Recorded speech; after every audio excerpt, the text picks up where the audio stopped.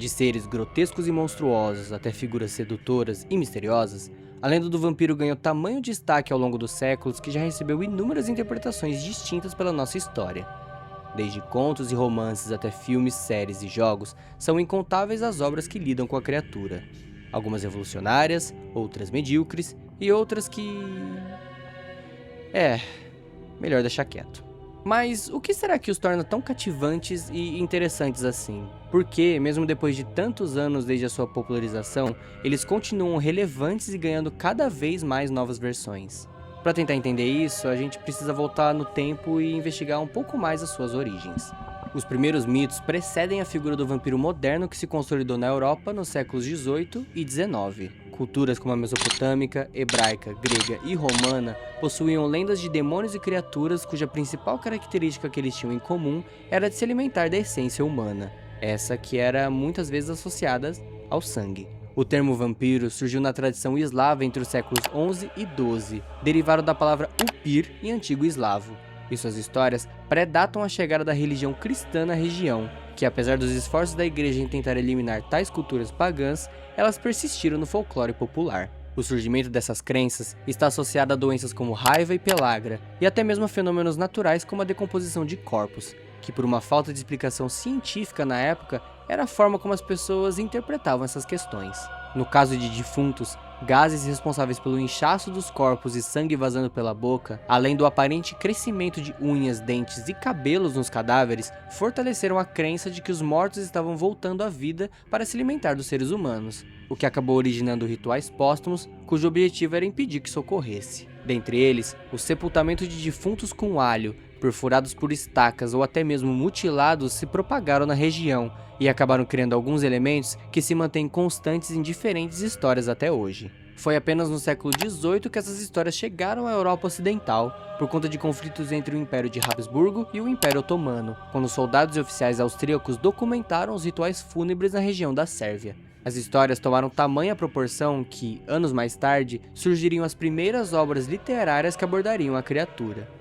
O Vampiro, de John William Polidori em 1819, que junto com Frankenstein teve a sua gênese em 1816, também conhecido como O Ano Sem Verão, e Carmilla, de Joseph Sheridan Le Fanu, em 1872. Ambas as obras foram fundamentais para o surgimento de uma terceira que viria a se tornar uma das mais icônicas e importantes da literatura mundial, o Drácula, de Bram Stoker.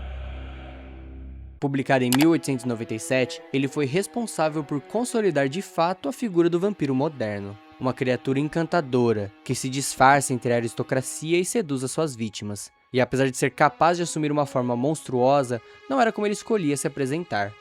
Por muito tempo, o personagem foi associado à figura histórica de Vlad III Drácula, também conhecido como Vlad o Empalador, como uma das suas principais fontes de inspiração, mas que, segundo o próprio autor, eles compartilhavam apenas o nome. Porém, em obras futuras que abordavam o personagem, outros elementos relacionados ao então governante de Valáquia foram associados ao vampiro e ajudaram a cimentar essa ideia. A obra de Bram Stoker, porém, não obteve muito sucesso no seu lançamento, e ela só foi se tornar conhecida pelo público geral em 1922, quando um estúdio alemão decidiu adaptar a história sem obter os direitos necessários. Isso acabou levando a um processo por parte da viúva de Stoker, que fez o estúdio ir à falência, e as cópias do filme foram destruídas por conta de uma decisão judicial. Felizmente, algumas delas acabaram sobrevivendo, e por conta disso o filme não se perdeu na história. E o filme em questão é nenhum outro que Nosferatu.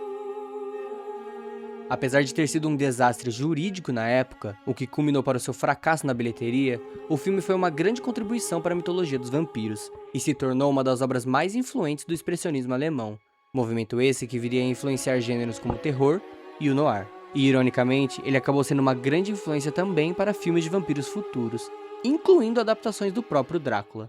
O Vampiro de Bram Stoker recebeu a sua primeira adaptação autorizada para o teatro em 1924, mas foi apenas em 1931 que o personagem teve a sua estreia nos cinemas com Bela Lugosi no papel principal.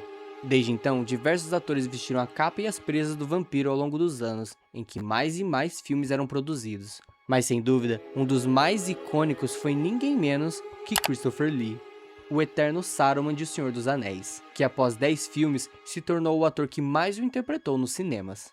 Sua abordagem trouxe um lado inédito ao personagem, uma vez que ele o enxergava como uma figura trágica, eternamente solitária e destinado a cometer atrocidades por conta de um mal inerente dentro de si. E mesmo que os filmes não abordassem isso diretamente, ele acabou trazendo esse lado na sua interpretação, que acabou resvalando na audiência. E combinados à sua presença magnética em cena, Drácula foi o papel que mais marcou o ator durante toda, ou pelo menos boa parte da sua carreira. E claro, não tem como falar de Drácula sem ao menos mencionar o filme que, pelo menos pra mim, se consolidou como a melhor adaptação da obra original. Dirigido por Francis Ford Coppola, o pai da Sofia Coppola, o filme de mesmo nome trouxe Gary Oldman no papel do vampiro da Transilvânia, além de nomes como Winona Ryder, Keanu Reeves e Anthony Hopkins nos papéis coadjuvantes. E apesar dele não ser um consenso entre as pessoas como uma boa adaptação do livro, ou até mesmo como um bom filme, o que particularmente me surpreendeu, é inegável que ele tem muitos momentos marcantes e memoráveis. A atuação do Gary Oldman, por exemplo, é um dos maiores destaques do filme, em que ele consegue incorporar muito bem as diferentes facetas do vampiro, desde o seu lado sedutor e galanteador até o lado mais monstruoso do personagem. Especialmente seus traços apaixonados, que o filme faz questão de destacar até o final e que tornaram seu personagem mais denso e capaz de despertar uma certa empatia por parte da audiência.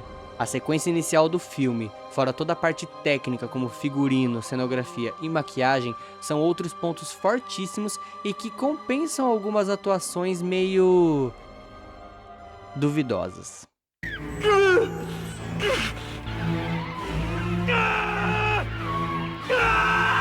Fora que ele tem, pelo menos pra mim, uma das melhores linhas de diálogo da história do cinema. I have crossed oceans of time to find you. Mas nem só de Drácula que vivem os vampiros. E aqui eu não posso deixar de falar da obra que é não só uma das minhas favoritas, assim como de muita gente, como também uma das mais icônicas e influentes do gênero. Um livro de uma autora até então desconhecida e que quando ela foi adaptada para os cinemas, muitas pessoas, especialmente mulheres, se apaixonaram pelos atores principais cujos personagens passam boa parte do filme lutando pelo amor de uma garota. Crepúsculo. Entrevista com o Vampiro. Lançado em 1976, o livro de Anne Rice acompanha a história de Louis, um vampiro centenário em que ele narra sua história a um jornalista, de como ele foi transformado pelo vampiro Lestat em um momento de grande fragilidade em sua vida e suas experiências, muitas delas trágicas, ao longo dos seus 200 anos. A obra é considerada um marco no gênero, pois ela redefiniu as criaturas ao abordá-las por um viés mais humano e com mais camadas de complexidade. Os vampiros de Anne Rice eram atormentados pela sua imortalidade, com a solidão consequente de uma vida eterna e pelo fato de terem que matar humanos para beber o seu sangue. Além disso, ela foge de uma estrutura heteronormativa ao explorar a relação entre Louis e o Lestat, em que fica claro para qualquer um que lê o livro ou assiste ao filme que eles são um casal. Eles até chegam a adotar uma criança e tentar constituir família, mas infelizmente a relação deles não era tão saudável assim. Uma adaptação para os cinemas foi lançada em 1994, e nos papéis principais nós tínhamos Brad Pitt como Louis, Tom Cruise como Lestat e Kirsten Dunst como Claudia. E só por esses dois primeiros nomes já dá pra entender o apelo que esse filme teve na época. Afinal, os anos 90 foram o auge de ambos os atores como sex symbols em Hollywood, e juntar os dois no mesmo filme em que eles interpretam vampiros homossexuais gostosos, até eu caio nessa. Fora que o filme foi responsável por alavancar as carreiras tanto do Brad Pitt quanto da Kirsten Dunst. Mas se tem um momento que me marcou de verdade no filme, foi uma cena entre o Louis e o Lestat, em que o vampiro mais velho está fazendo um discurso sobre o porquê eles são superiores aos humanos. E se você me dissesse que essa cena era o Tom Cruise conversando de forma descompromissada com o Brad Pitt, e a produção acabou gravando isso sem querer e botando no filme porque eles acharam que combinava, eu não vou mentir que eu ia acreditar. Até porque eu acho que o Tom Cruise deve pensar assim. God kills indiscriminately, and so shall we. For no creatures under God are as we are, none so like him as ourselves. Que viagem é essa, velho? Mas sendo justo, esse é o tipo de filme que quando eu vi pela primeira vez, eu fui lembrado sobre o quão bom ator o Tom Cruise é. Mas que por ele ficar muito preso nesses filmes de ação que ele faz, a gente acaba esquecendo o alcance que ele tem. O ponto que eu quero chegar é que se antes o nosso interesse por vampiros era muito mais ligado ao fato deles serem sedutores e misteriosos e serviam como excelentes vilões de histórias, isso mudou com obras como a de Anne Rice, que nos ofereceram um novo ponto de vista em relação a essas criaturas. Ao focar nos tormentos que a maldição vampírica causava naquelas pessoas, destacando o verdadeiro significado da palavra maldição, isso possibilitou uma maior conexão da nossa parte com aqueles personagens, uma vez que passamos a enxergá-los sob uma perspectiva muito mais humana. E é verdade que muitos de nós, e eu me incluo nessa, adoramos vampiros como o Blade da Marvel ou a Selene de Anjos da Noite, ou como eu gosto de chamá-los, os vampiros que usam couro. Porém eu diria que é muito mais pelos cenários em que eles estão inseridos, a atitude deles e por eles serem ultra descolados e não necessariamente pelo fato de eles serem vampiros. No mais, isso é um adicional que compõe as suas personalidades. Até mesmo o Astarion de Baldur's Gate 3, ou, e se eu não mencionar ele aqui, vão me linchar na rua, o Edward de Crepúsculo, que nos atraem muito mais pelo seu lado sedutor do que por uma profundidade intrínseca relacionada ao fato deles serem vampiros.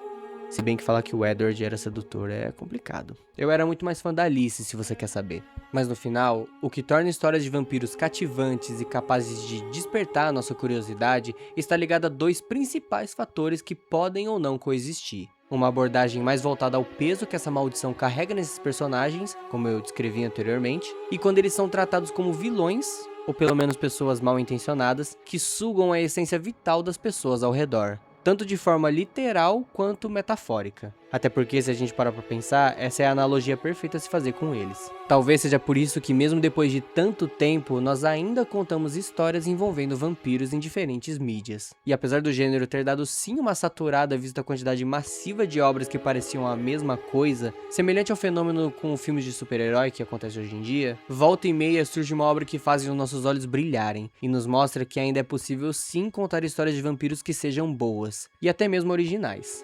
Especialmente quando elas estão na mão de pessoas que sabem contar boas histórias. E se você quer saber, eu acho que a Era dos Vampiros está voltando com força. E eu particularmente não consigo deixar de ficar empolgado.